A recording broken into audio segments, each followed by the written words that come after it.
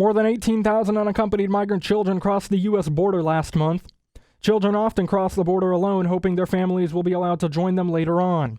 Immigration advocates believe the entire family has a better shot at making it into the U.S. if the child is sent through customs first. But the Biden administration is struggling to deal with the influx of migrant children seeking refuge in the United States. They haven't seen this many children cross the border alone since last May, when the previous record high of almost 11,500 were being processed. FEMA and Health and Human Services have teamed up to shelter the unaccompanied children, and many emergency shelters have been opened across the state of Texas, including one right in downtown Dallas. The Kay Bailey Hutchison Convention Center has been housing roughly 3,000 undocumented teenage boys since last month, operating at full capacity while abiding by coronavirus safety protocols. While the convention center is being used as a shelter to provide additional housing for the children, the facility is still overcrowded. University of North Texas Eagle Dreamers Vice President and DACA student Oscar Silva knows just how these children feel.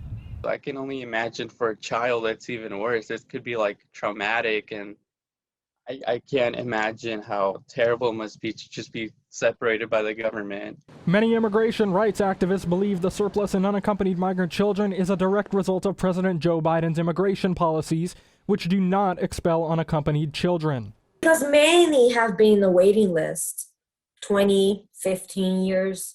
They all have been waiting for this opportunity, and now they're getting the okay from the U.S. government to come because of what Biden did.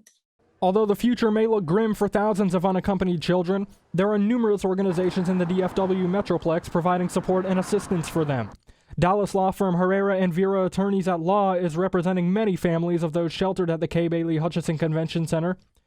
Attorney Sinew Herrera says they try their best to help immigrants understand the law. Our law firm has been helping these families and these children by providing affordable legal services, things like asylum or special juvenile visas for those children that have been abused, neglected, or abandoned.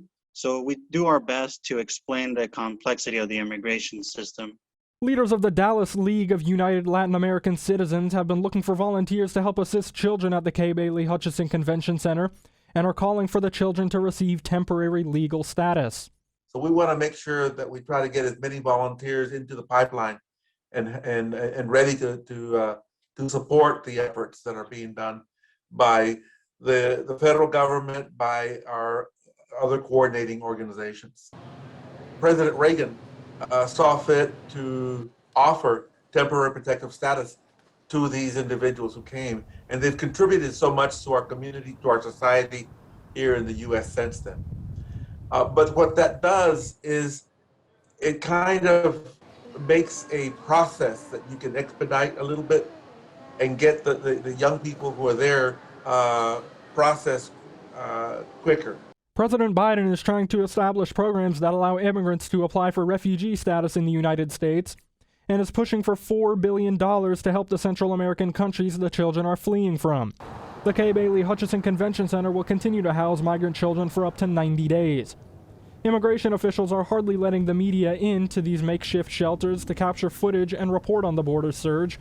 Many believe this is truly an immigration crisis that isn't receiving enough attention. I believe it has been, but I don't believe they have been touching bases with it. Instead of being a border crisis, I think it's a human rights crisis. This is not a crisis that's going on at the border. This is not the children's fault. This is bigger than that. The amount of children in detention facilities has decreased by almost half since late last month, but the U.S. government is still spending nearly $62 million a week on these unaccompanied migrant children. For NT Daily News, I'm Milo Mahaltzis.